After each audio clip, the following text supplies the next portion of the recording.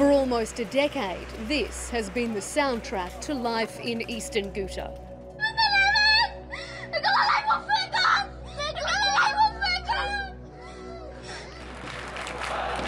The Syrian civil war was born out of anti-government protests here, but 7 years on, echoes of warplanes have drowned out their calls for change.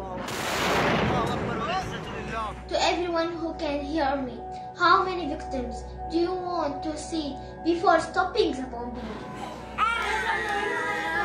A 5-year siege left them starving. They ran out of room to bury their dead. في شيء بالصور بالذاكرة يوميا الحقيقة بنعيشها. But the worst was yet to come.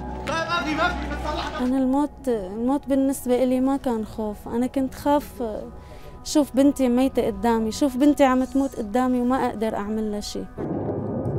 In April, a suspected chemical attack choked the rebellion. يعني كان الطريق لحاله فيلم رعب. It brought about an opposition surrender, but not an end to their suffering. From hunted and hungry to homeless, a quarter of eastern Ghouta's population are now refugees in their own country. الزمن بيقولوا انه كفيل انه يمحي الاحزان السابقه وكذا، لكن نحن التجربه اللي عشناها التجربه السوريه وخصوصا الغوطه الشرقيه المحاصره اللي صار لها 7 سنين محاصره تقريبا، ما بعتقد مع الزمن تروح الاثار هاي. Humanitarian groups in the region say they're shouldering the burden while the international community averts their eyes. We are alone. I can say we are alone. Local leaders are now questioning whether it was all worth it, whether their anti-regime rebellion achieved anything apart from death and destruction. And with such haunting memories mixed in with this rubble, can they ever go back?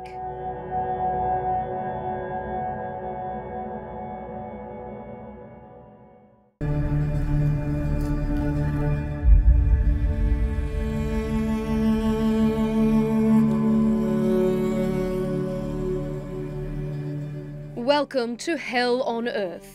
That's how the United Nations described life in eastern Ghouta.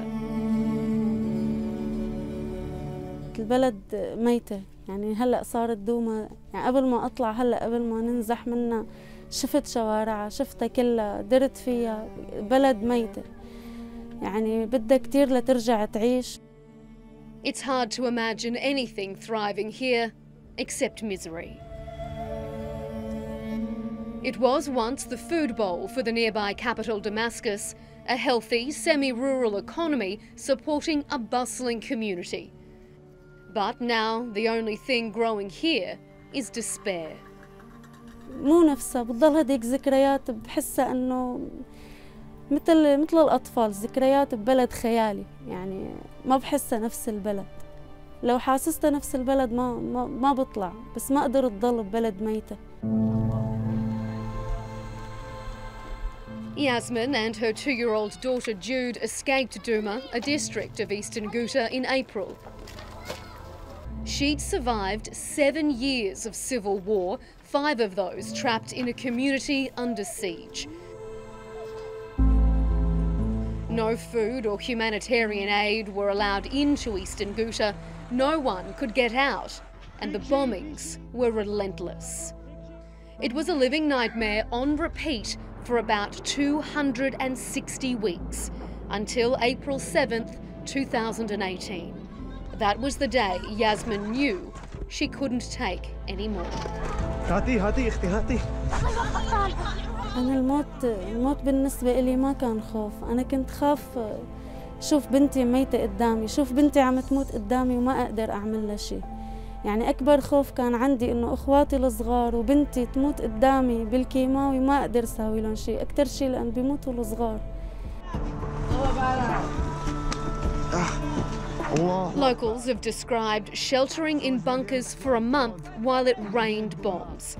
And it was during their imprisonment in those airless confines that the regime dropped what's believed to be a chemical bomb on their neighbourhood.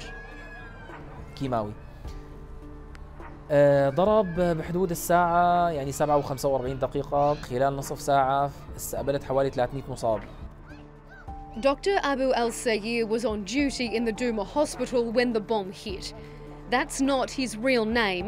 Even though he fled eastern Ghouta after the suspected chemical strike, he's afraid the regime will find him and make him pay for speaking out. المنظر اللي شفته أنا ما شفته بحياتي، منظر فظيع جدا جدا جدا. الناس أفواج عم يجيبوها وعم يحطوا لك اياها قدام منك بقسم الاسعاف، ما حسيت تقدم لهم شيء. للاسف كانوا اغلب الاصابات هي نساء واطفال. العامل المشترك بين الاصابات انه في عندك ضيق تنفس، ازرقاق نتيجه استنشاق الغازات السامه، ازرقاق بالشفاه، بالوجه، بالاطراف، ضيق تنفس، خروج مفرزات من الفم. جدي فعل المدني ما حاس انه يوصل لعندهم لانه كان الغاز هنيك كثير كثيف، فبيصل هنيك عم يختنق دغري، ما عم بيلحقوا يوصلوا فتركوهم لبعد 5-6 ساعات او اكثر لحتى خفت الريحه، خف الغاز، راحوا لهنيك لقوا انه في حوالي 45 شهيد، بين ال 40 وال 45 شهيد. The exact death toll is hard to verify. The doctors who were there that day say at least 50 people were killed and more than 500 injured. These two medics worked for days on end with no sleep. يعني منظر فظيع جدا. انت طفل هو ما حاسن يتنفس، انت من شدة الضغط اللي عليك حتى انت مالك حاسن تشرح له بصراحة. احيانا ما بتحسن تشرح للناس، يعني هو ما له عرفان شيء، هو ما له عرفان انه غير عم يختنق وعم يموت. It was their friend Abu Abdullah who filmed these pictures. We've had to blur his videos because the reality of what he saw is far too gruesome. تمام، أنا ما بنسى الظلمة اللي كانت فيها. ليلة كانت مظلمة، البراميل عم تسقط، الشقق حوالينا شقق سكنية كلها عم تحترق، في كثير، ما في حارة، ما في شارع، ما في شقة أو شقتين عم تحترق أو محلات تجارية عم تحترق، النار. وسط هي الظلمة دخلنا للمبنى وتفاجأنا بالشهداء، بالأرض مليانة معباي، رائحة ضيق بالصدر. الدفاع المدني اللي كانوا معنا لابسين أقنعة، أنا ما كنت لابس قناع، تمام، ففتت ومع ذلك صورت. But still, the Syrian regime, led by Bashar al-Assad and its ally Russia, say this footage is fake and that the chemical attack was a fabrication. When I put that proposition to the doctors, it brought both men close to tears. هو أصعب شيء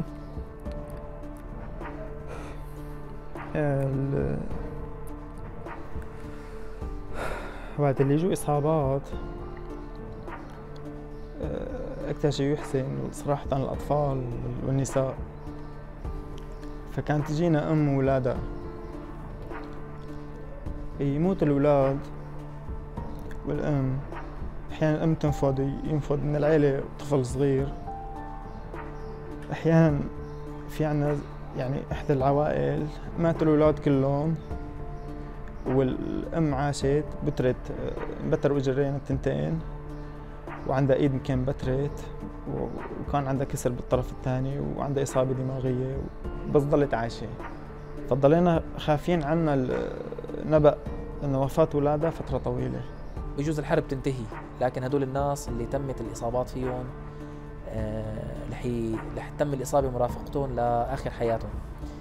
يعني شيء سبحان الله واقع مرير جدا، الله المستعان. The suspected attack in April wasn't the first chemical strike on Ghouta.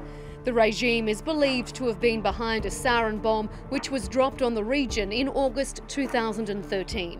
Some reports say about 300 people were killed. Others quote a death toll of more than 1,200. So, why did this agricultural belt on the outskirts of Damascus become the front line in the Syrian civil war?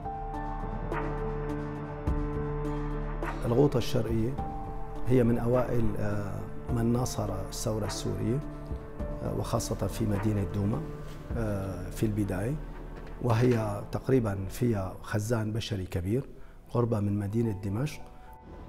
Nazir al-Samadi was the mayor of Douma. He remembers anti-Assad protests swelling in eastern Ghouta in 2011. كانت ثورتنا ثورة سلمية، نحتاج حريتنا، نحتاج وضع الرجل المناسب في المكان المناسب، ما تكون هذه الدولة لأشخاص محددة، ولا تكون هذه الدولة مختطفة من بيت الأسد فقط. But that so-called peaceful revolution didn't last. Opposition rebel groups took control of the district and, according to the regime, turned it into a launch pad for attacks on the capital. In retaliation, pro-Assad forces surrounded eastern Ghouta in 2013, effectively cutting the community off from the rest of the country. الحقيقة الحصار من 5 سنوات بشكل كبير كان الحصار، وصل الحصار لأنه أكلت الناس علف الدواب، وبنفس الوقت عشنا من دون موضوع الخبز، صرنا ناكل الورق الملفوف واللي بيسموه اليخنة وعلى بعض المواد الغذائية فقط.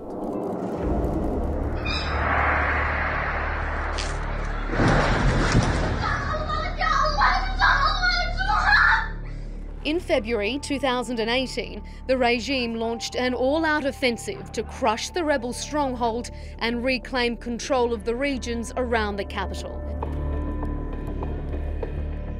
During the 2-month campaign, the Syrian Observatory for Human Rights reports more than 1,700 people were killed. One of them was Qasim Kouagi's mother.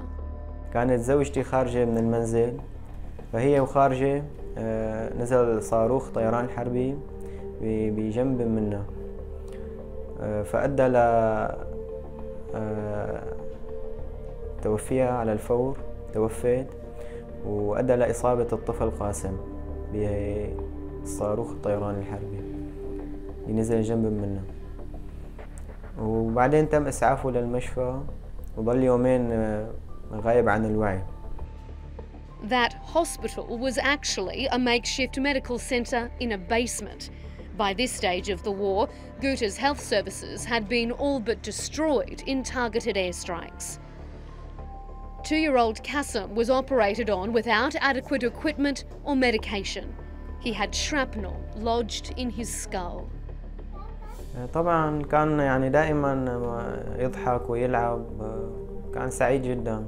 بعد الإصابة يعني دخل بحالة حزن، يعني ما بقى حكى مع حدا وما بقى يلعب مع الأولاد، يعني صار عنده حزن وكآبة شوي بسبب وفاة أمه، فقد أمه وسبب الإصابة اللي تعرض لها يعني. The Turkish Red Crescent evacuated Qasim and his father to Turkey for emergency medical treatment. He's now had 4 major operations to reconstruct his tiny features.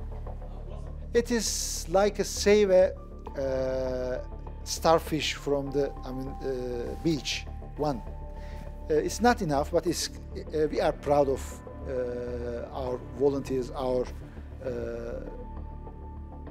institutions, but we have to reach more. The regime caught its first glimpse of victory at the end of March. 2 of the 3 rebel groups agreed to lay down their weapons and leave the enclave. Opposition fighters, their families and civilians were given safe passage out of eastern Ghouta in return for their surrender. The remaining rebel faction only agreed to the terms after April's suspected chemical attack. It meant, finally, the 5-year siege was over, but so too was any hope of winning their freedom. In a slow-moving tide of both desperation and despair, convoys of hundreds of buses flowed from the region between March and April. In just 1 month, 67,000 people had fled their homes. Among the evacuees were 2 familiar faces. To everyone who can hear me, how many victims do you want to see before stopping the bombing? Hundreds of children and civilians killed and injured. You are just watching. What is happening here? Please stop bombing. Save Ghouta, please. Sisters Noor and Allah captured the world's attention, live tweeting their daily terror.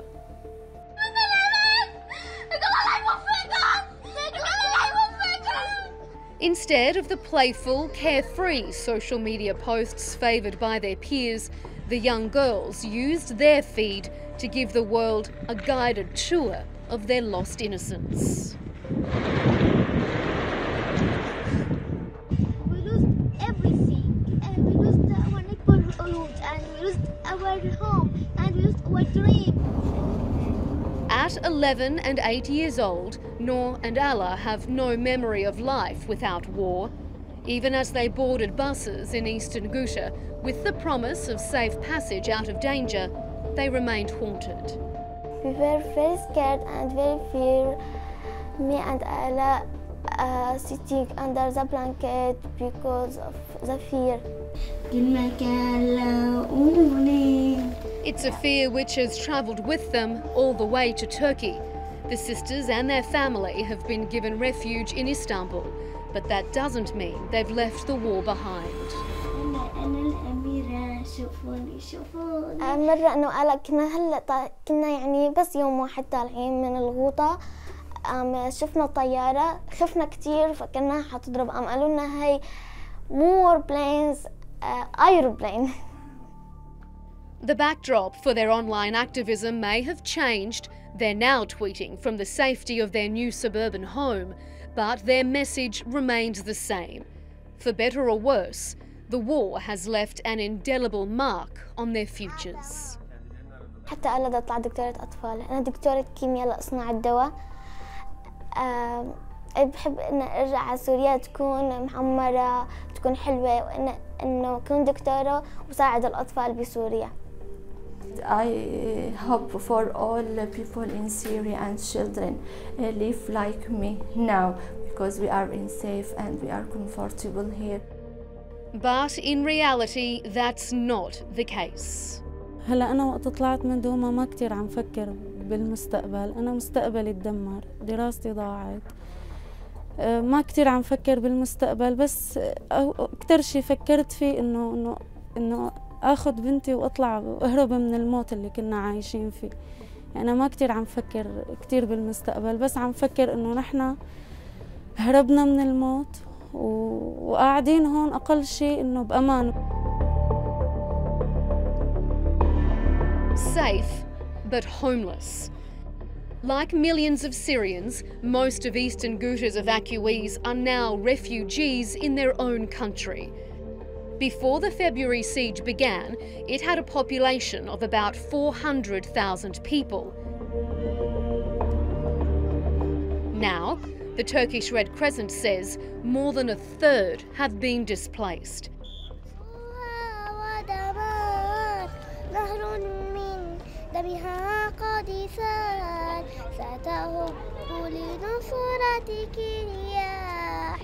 يرسلها رب وتال سيغيثك جيش 150,000 men, women and children left everything they owned behind, choosing a makeshift existence over the horrors of their homeland. طبعا في نقطة أساسية، في شيء بصور بالذاكرة يوميا الحقيقة بنعيشها، بنشعر بالألم اللي بداخلنا نتيجة إنه نحن فقدنا كثير من الناس كانوا أبرياء، سواء الأطفال ولا النساء اللي نحن ما زال أصواتهم وصورهم يوميا يعني من خلال عم نسمعها صوت بكاء الأطفال، إن كان الجوع ولا إن كان القتل ولا إن كان المبتور ولا إن كان المريض، ولا سواء صور الشهداء اللي كانت عم تندفن، حتى أنه ما وجدنا بعض الأماكن ندفنهم. هاي لن تغادر ذهننا. أحيانا نضطر نحمل أنفسنا مسؤولية أنه هل أخطأنا نحن في هذا؟ لكن يبدو أنه ضريبة الحرية والكرامة كانت كبيرة كتير. The majority of evacuees are waiting out the war in northern Syria in the provinces of Idlib and Afrin. This sudden influx of the desperate and destitute is taking a toll on the humanitarian organisations scrambling to meet the growing demand. Existing refugee camps are already at capacity, and new ones physically can't be built quickly enough. According to the United Nations, aid agencies are experiencing a funding shortfall of $100 million, but the Turkish Red Crescent says that number should be much, much higher. Unfortunately, very weak contribution from the international humanitarian sector, donors to the IDPs inside Syria, in particular in the northern part of Syria. We are alone. I can say we are alone. Dr. Kerem Kunik says it costs $1.5 million a day just to provide the immediate necessities of life for the Eastern Ghouta refugees. And that's not taking into account their long-term needs, like education, psychological support, and eventually new permanent homes. The burden is huge and very heavy. It is really difficult to carry this burden as a lone and association or as a nation, as Turkish nation. There are 6.6 million internally displaced people in Syria, eking out an existence with no electricity, running water or sewage. Dr. Kunik says while the rest of the developed world sits on its hands, innocent Syrians are dying. It's not only money contribution, it's easy, money contribution. We are sharing our own bread with our neighbors and refugees, but we need strong commitment from the international institutions for conflict resolution, for peace building. But with no sign of peace on the horizon, life must go on. Just what that new life looks like, well, that's something the people of Eastern Ghouta will struggle to imagine for quite some time. الزمن بيقولوا انه كفيل انه يمحي الاحزان السابقه وكذا، لكن نحن التجربه اللي عشناها التجربه السوريه وخصوصا الغوطه الشرقيه المحاصره اللي صار لها 7 سنين محاصره تقريبا، ما بعتقد مع الزمن تروح الاثار هاي. They want to go home, even if there's no home for them to go back to. الحقيقة رغم وجودنا في الشمال السوري والاستقبال الحافل الذي تلقيناه من أهالي الشمال، لكن ما زالت عيوننا وقلوبنا في الغوطة، حيث الذكريات وبيوت الطفولة، ونفكر دائما في العودة ولا نريد الاستقرار هنا أبدا. رغم نحن نفكر أن نعيش في خيمة وتحت الأنقاض في الغوطة الشرقية، ألا نبقى مهجرين في الشمال رغم أننا على أرض سوريا. The Turkish Red Crescent estimates that after the war is over, it will take at least another decade to rebuild the country, which effectively leaves a generation in limbo. For the people of Eastern Ghouta, it means a future shrouded in uncertainty, but also tinged with hope. Hope that history won't repeat itself.